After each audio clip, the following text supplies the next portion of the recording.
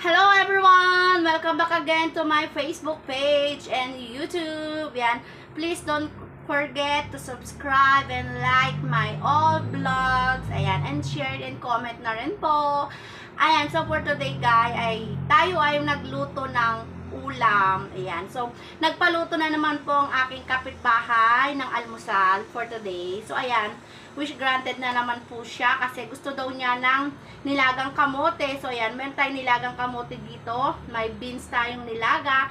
And also, may talong din tayo. At meron din tayong tokwa dito. Yung ibang tokwa, guys, ay hindi ko pa naprito. Pero, ito lang yung, yan, ito lang natira. And then, meron din tayong tilapia. So, ito ang request ng ating kapitbahay for today na almusal namin. So, let's go guys! Tara, kain tayo. Anyway, ito rin pala yung aking ginawang sausawan namin. Ayan.